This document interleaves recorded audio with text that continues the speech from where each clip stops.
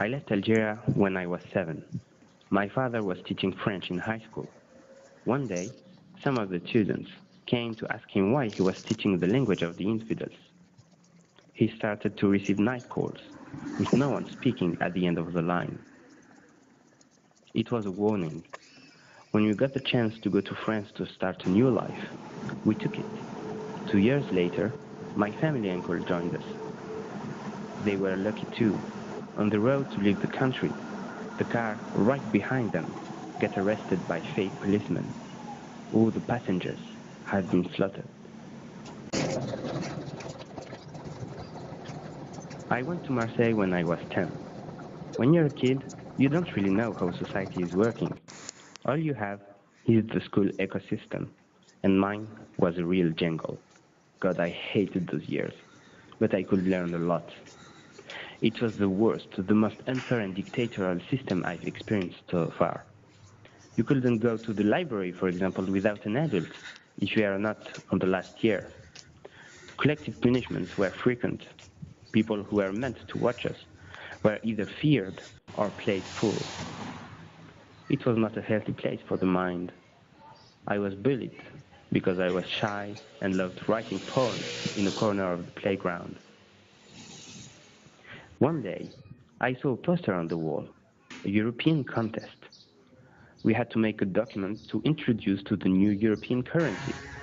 I ran on the stairs 4 by 4 to tell about it to my French teacher. The price didn't really matter, it was the challenge. Pretty quickly, we were a team of 6 people. We had weekly meetings, talking about how to organize ourselves, meeting economists, learning as much as we could on the topic. Something amazing happened. People started to help and support. The entire school system adapted to our project. We could go more freely to the library, use the computers. One night, we even finished at half past midnight. What a victory. We sent the document and waited. After a few days, we had an answer. On the 1,000 projects selected for the challenge, ours arrived 14. We were delighted. All the college heard of it.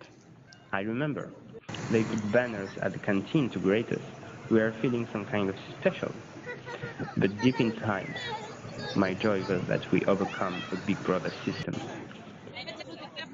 If you heard of Marseille, you know that this year we are the European culture capital and the second place to visit in the world, according to the New York Times. You probably also heard about the shootings, drug dealers trying to extend territories. I love and hate my city at the same time. We have wonderful spots. The sun, the sea, people are known to be nice and warm.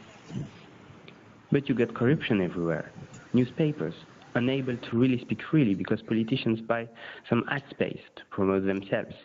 Policemen, for some of them deeply involved in the drug market. Politicians organizing barbecues in poor districts to buy voices. Just the time to remove the poor from the nice areas and sell them to international corporations.